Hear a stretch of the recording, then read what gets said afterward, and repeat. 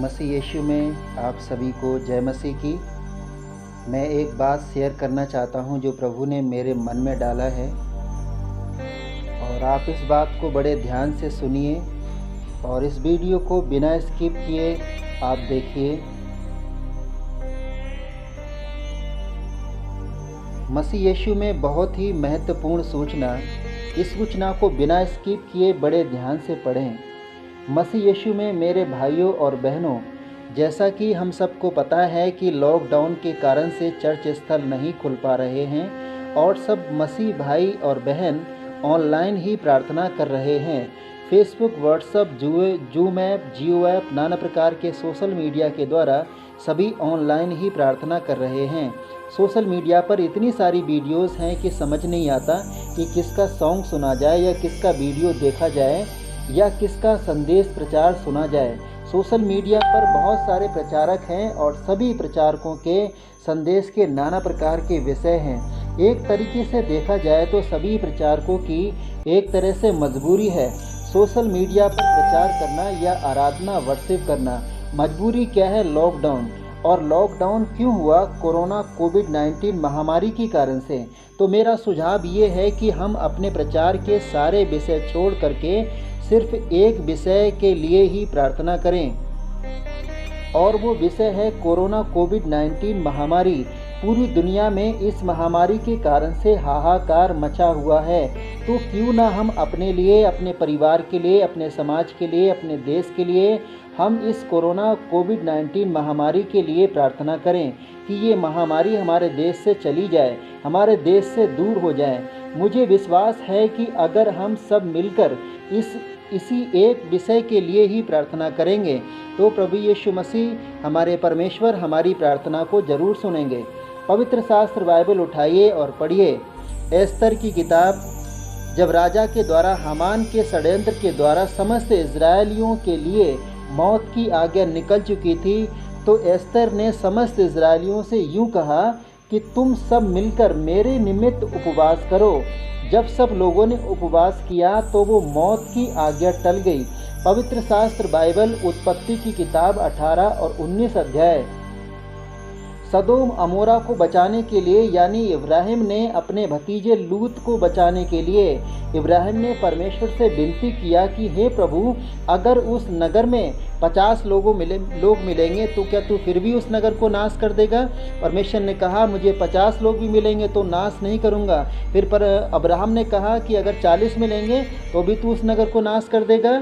परमेश्वर ने कहा अगर 40 मिलेंगे तो भी मैं नाश नहीं करूँगा। इसी तरीके से अब्राहम 10 पे आ गया कि अब्राहम ने बोला कि हे प्रभु, मैं तो मिट्टी हूँ, मैं तो घास हूँ, अगर उस नगर में अगर 10 लोग भी अगर मिलेंगे तो क्या तू फिर भी उस नगर को नाश कर देगा? परमेश्वर ने कहा अगर उस नगर में 10 लोग भी मिलेंगे तो भी मैं उस नगर को नाश नहीं करूँगा। इसलिए हम अपने भारत देश में जितने भी मसीह भाई और बहन हैं सब मिलकर प्रार्थना करें तो परमेश्वर हमारे देश पर दया करेंगे और वो इस कोरोना कोविड-19 महामारी से हमारे देश को बचाएंगे। पवित्र शास्त्र बाइबल योना की किताब। नीनवे शहर के लोग बड़े पापी थे। जब उन्होंने अपने गुनाहों से पश्चाताप किया, घुटनों पर आ गए, परमेश्वर के सामने अपने घुटने टेक दिए और उपवास करने लगे, तो जो परमेश्वर ने उनको नाश करने की प्लानिंग की थी वो परमेश्वर ने अपनी इच्छा बदल दी। वैसे ही अगर परमेश्वर के द्वारा ये महामारी इस दुनिया में आई है, अगर हम सब मिलकर इस महामारी के लिए प्रार्थना करेंगे तो परमेश्वर ने जो नाश करने की अगर प्लानिंग की है तो परमेश्वर अपनी इच्छा बदल देंगे और वो हम पर दया करेंगे और हमें इस कोरोना कोविड-19 महामारी से हमें और हमारे देश को ज़रूर बचाएंगे। इसलिए मेरा सभी मसीह भाई बहनों से ये निवेदन है कि प्रचार संदेश के नाना प्रकार के विषय छोड़ करके सिर्फ एक ही विषय के लिए प्रार्थना करें। सिर्फ कोरोना कोविड-19 महामारी के लिए ही प्रार्थना करें, जिसके कारण से हम स्वतंत्र रूप से आराधना, प्रार्थना, वर्शिप नहीं कर पा रहे हैं।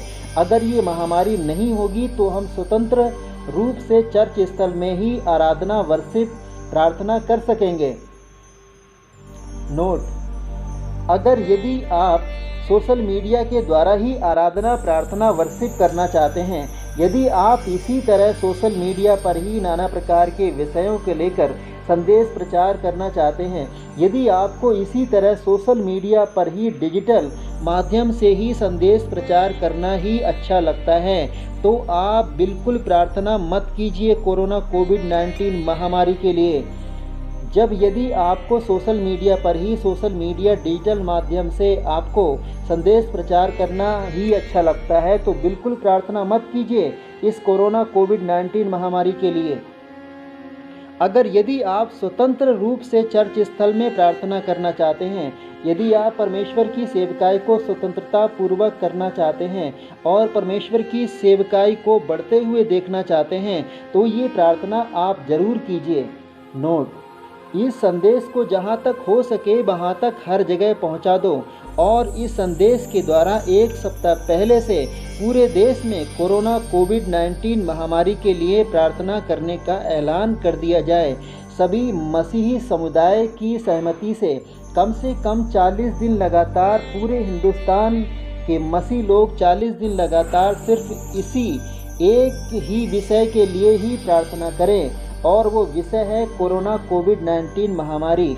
मेरा विश्वास है कि यदि पूरे भारत देश के मसीह विश्वासी लोग इसी एक विषय के लिए ही प्रार्थना करेंगे, तो परमेश्वर हम सबकी प्रार्थना जरूर सुनेंगे और वो हम पर और हमारे देश पर दया जरूर करेंगे, और प्रभु परमेश्वर प्रभु यीशु मसीह हमें और हमारे देश को इस कोरोना कोविड-19 महामारी से छुटकारा जरूर देंगे और हम सबको स्वतंत्र करेंगे।